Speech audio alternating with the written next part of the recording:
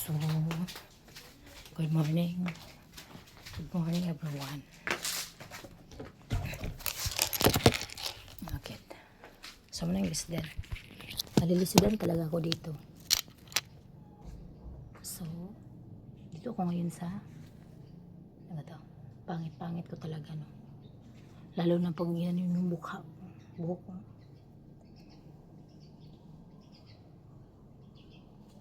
Mag-ano muna tayo ngayon for today's video. So, nag-iinarti-inarti pa talaga tong babae na to. So, nagtupi ako. Ito na. Tapos na akong nagtupi yan. So, ano ko ito? Ito. Ano? Ito.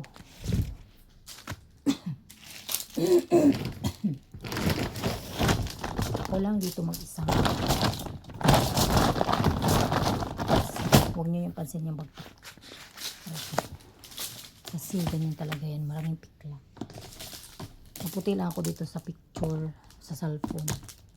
Kasi may filter na yung cellphone ko. Nilagyan ko niya ng filter. Baka kasi hindi pa nga kayo, hindi nyo nga gusto yung video ko. Mas lalong hindi nyo gusto yung mukha ko pag walang filter. So, ganyan.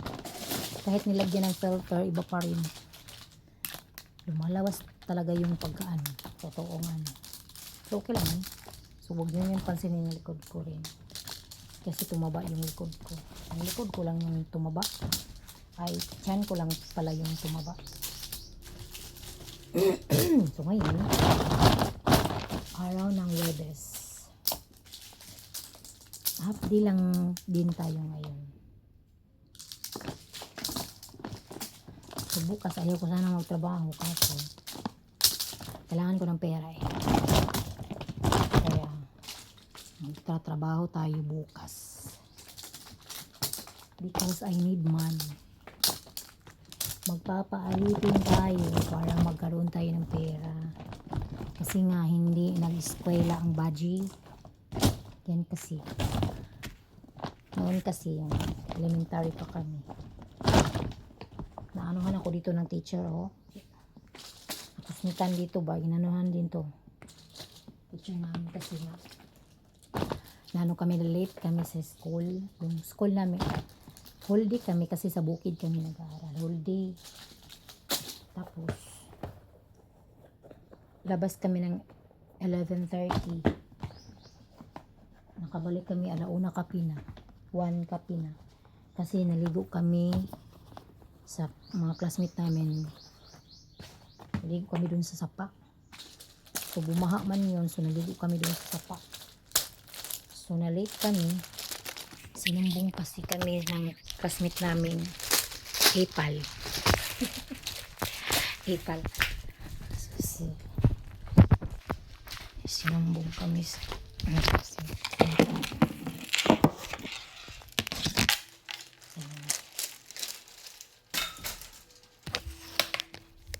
sinumbong kami sa teacher namin. So hindi sana kami aanuhin, kukusnitin sa ano, sa dito sa tenga. Nagsabi kasi yung ano namin, yung classmate na naligo daw kami sa ano, sa so bumaha man yun. So ayun, nandiyon pa lang kami sa labas ng pultaan. So sinabi na pala ng classmate namin na naligo kami kasi wala kami, 6 ata kami noon, 6.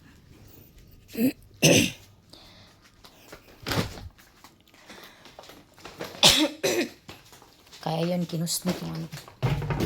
Dito ba, kinusnit yung dito namin, tsaka dito sa kilid namin. Kasi, baka daw maano kami, tawag yun, malumos bang tawag dun, lumos. Malunod, baka malunod kami. Kasi nga, hindi kami nagpaalam sa ano namin, mama at saka papa namin. Ano yun? Yan, ako muna tong sapatos. Saan ba yan ito? Ano yun,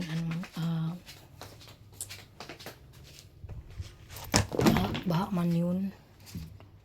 Tapos hindi kami nagpaalam sa ano namin. Kasi hindi naman talaga yung tawag.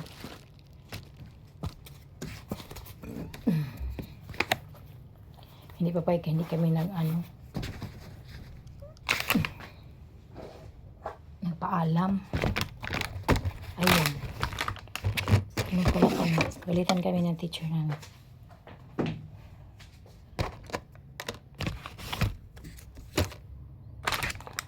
So,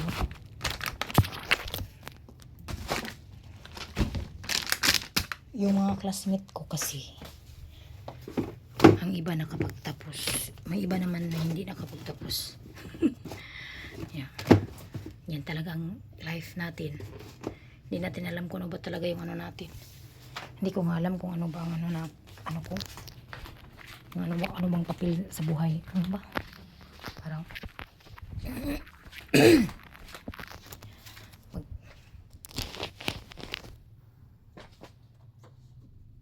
pag hindi tayo talaga pinagpala. Kasi nga hindi nga tayo nag-aaral eh. Yun tuloy. Wala tayo ng trabaho ngayon. Di ba pag walang ano ba, kanina medyo nawala yung filter so lumabas yung anyo ko. Pero ngayon, iba talaga. May filter, double yung filter ngayon. So, naglinis ako dito.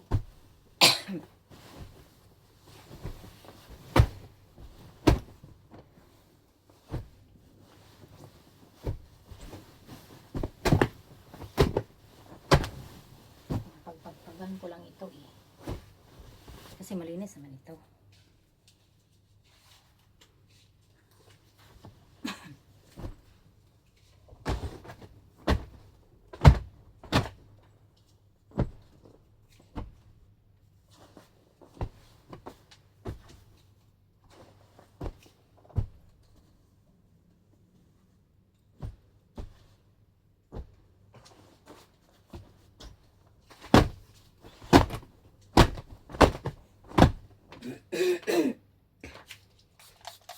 Nisprehan ko ito ng alcohol para bumango.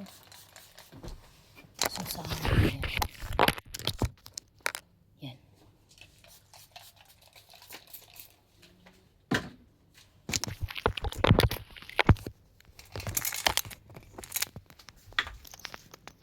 Ay. Parang hindi maano.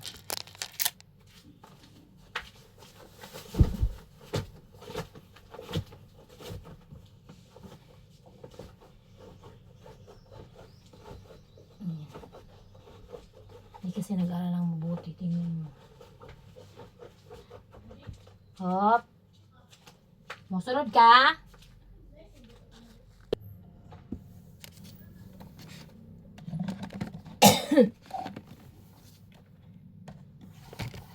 Ouch! So, wisik-wisikan ko lang ito. Kasi nga malinis na siya eh.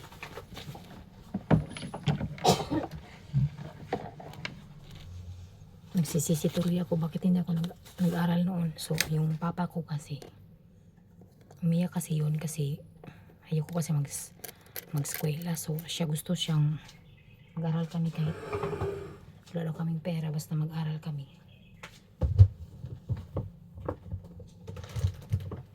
So, ako talaga yung di gusto mag-aral noon kasi para bang ang hirap-hirap na buhay namin noon eh. Nawa ko sa papa ko. Alam nyo ba yung kargador ng yung mga sa Plakata ba? Yun, kargador yung papa ko ng Plakata. Pag walang magpainadlaw. So magkargada siya. Magikan siya sa wala is mga kadlawon or la city sa city sa buntag or kadlawon mabalik na sila mga gabi na kadlawon na sad. So, babalik yung papa ko is madaling araw. Ang kita lang niya, halos almost 24 hours sila nagkargada.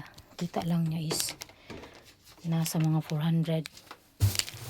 So, kadlaw na sila, madaling araw sila aalis sa bahay. Minsan lang. Tapos, babalik din ng alas 12 ng gabi, kadlaw. Tapos, kita ng papa ko. Tapos, uwan init pa, maarawan, maulanan pa sila. Tapos mabigat kaya yung troso. Yung troso man yan, yung plakata. Yun yung trabaho ng papa ko. Kaya na-realize ko na malayo man yung eskwelahan namin na high school doon sa ano. Alam nyo ba mga mananga, nag-graduate ako ng high school is 2023.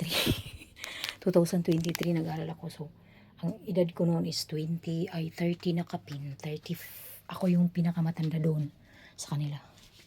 So, nag-aral ako ng 1 year. 1 year ako nag-aral ng ALS. Tsaka doon ako graduate. Dito ako graduate sa Butuan City. Di ako doon sa lugar namin kasi nga nag-graduate ako is nag-aral ako ng ALS is 2022. So, nag-graduate kami is 2023. So, ayan, matanda na ako, nag-graduate na. Pero okay lang yun kasi nga pag wala ka talagang pinag-aralan, lalong-lalo na yung elementary level ka lang, iba yung tingin ng mga tao sa'yo. Ano talaga? No? Parang down na down kapag elementary, ano ka lang level. Iba yung ano nila. Yung parang, ibang tingin sa'yo. Parang feeling mo, bobo-bobo ko na. Ganun. Kaya nag-aral talaga ako kahit nahirapan ako siya. Kasi nga, talagang hindi ako binigyan ng katalinuhan. Oy, iwan ko ba kung nasaan yung katalinuhan, bakit hindi binigay sa akin? Siguro kung matalino lang siguro ako, kahit siguro anong kurso. So, yan, hindi kasi tayo binigyan ng katalinuhan eh. So, yan. Pero, makaya-kaya naman yun. Iwan ko, bakit dito lang ako nag-proceed mag-aral.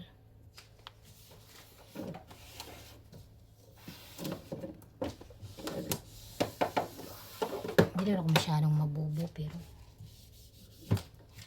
iwan ko lang.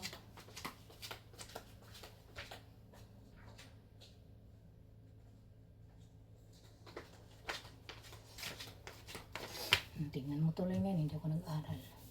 Basta nag-graduate ako 2020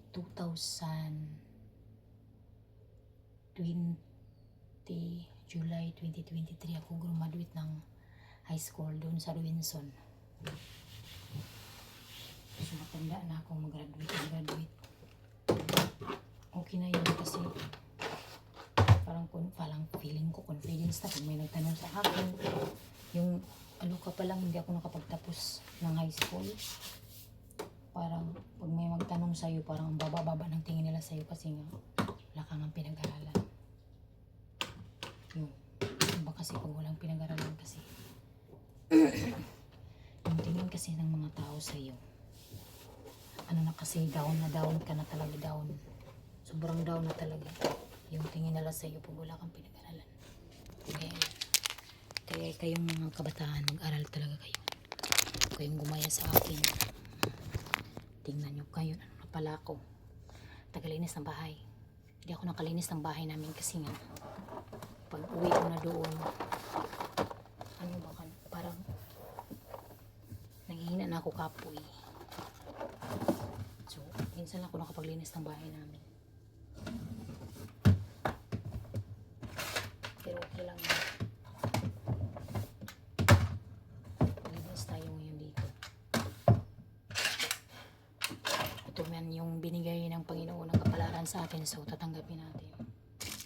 Okay lang sa akin yung bahala na sila kung yan yung tingin nila sa akin, wala akong pinag-aralan, ganyan.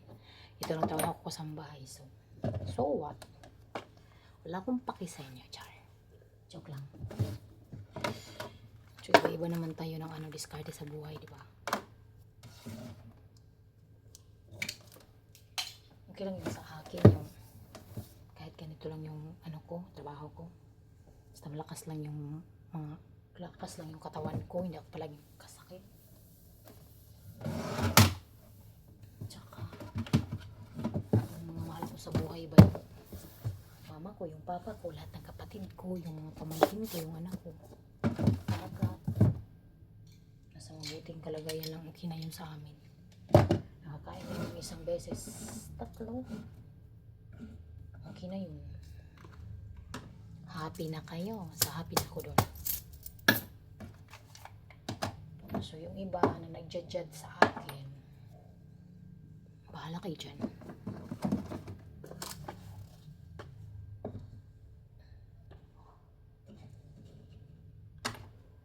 Kasi nga, sabi pa nga nila, nobody's perfect. So, dito lang natin tapusin yung video natin mga manang. So, bye kasi marami pa akong gawain dito. Hindi naman siya, madumi kasi araw-araw ko siyang nilinisan. Ito lang, konti lang yung nilinisan ko. Doon yun sa clinic. Kusina nila, yung malit lang yung kusina nila. Yun, yung may isa lang yung kusina yun. Itong sala, malit lang din. Yung kwarto, tsaka yung kwarto na isa, yun lang. So, bye-bye. Thank you for